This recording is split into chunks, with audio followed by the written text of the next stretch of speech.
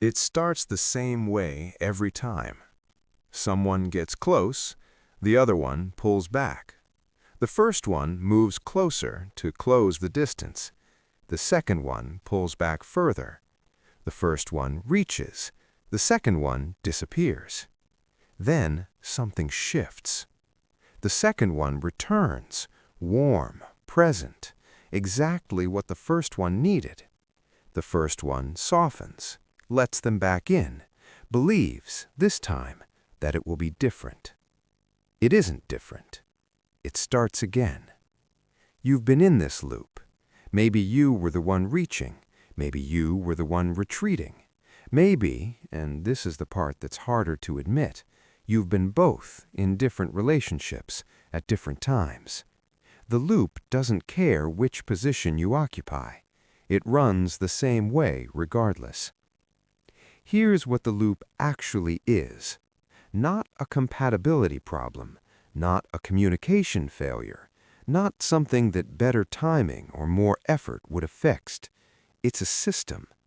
Two nervous systems specifically that were built in different environments, under different conditions, to solve different problems, and that fit together with a precision that looks from the outside like chemistry.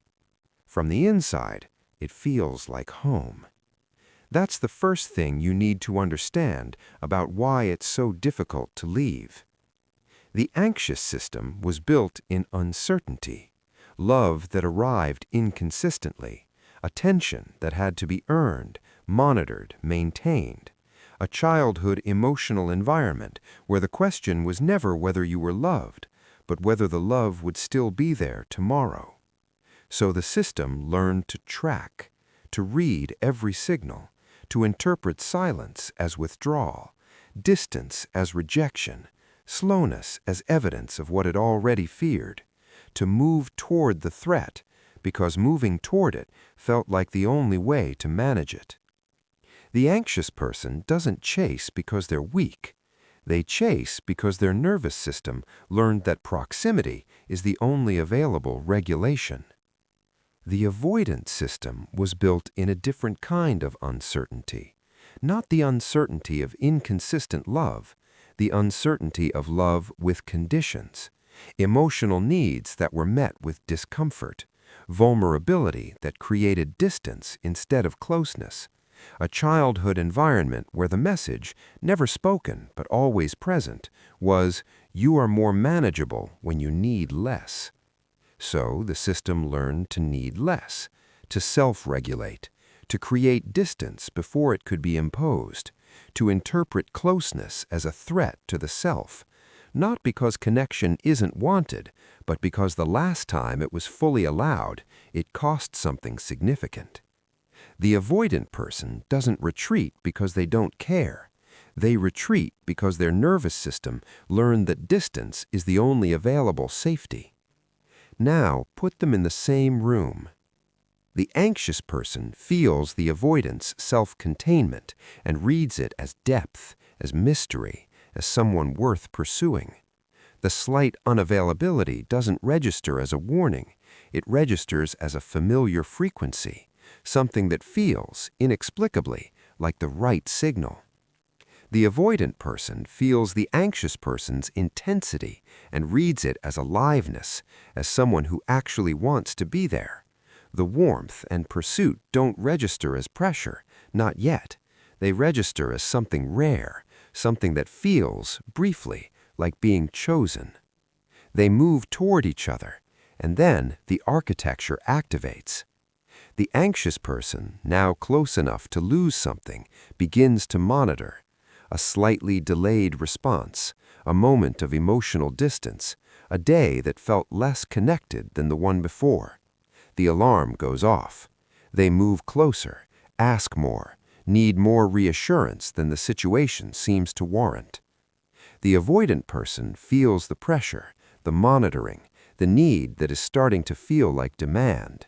Their system reads it as the beginning of something suffocating, the loss of the self they worked so hard to protect.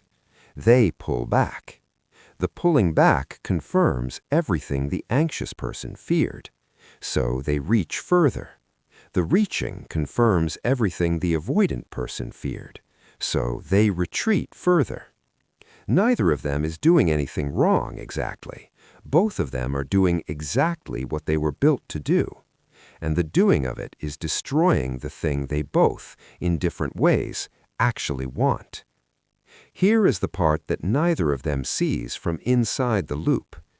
The anxious person didn't accidentally find someone unavailable. They selected for it, not consciously, but precisely. The avoidant's self-containment felt like depth because it replicated the emotional texture of the first love that required pursuit. The nervous system didn't find a red flag. It found a familiar frequency and called it attraction.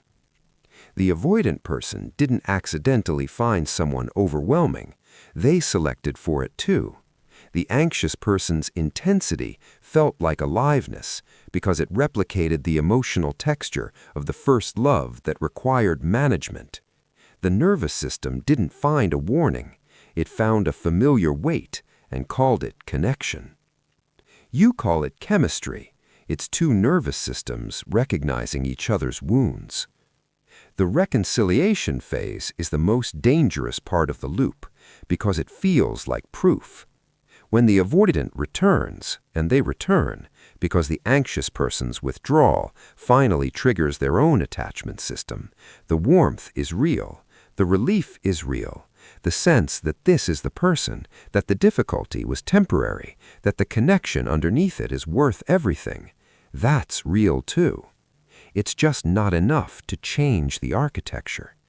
The loop resumes because the architecture hasn't changed, not because the love isn't genuine, because genuine love without structural change runs on the same tracks it always has.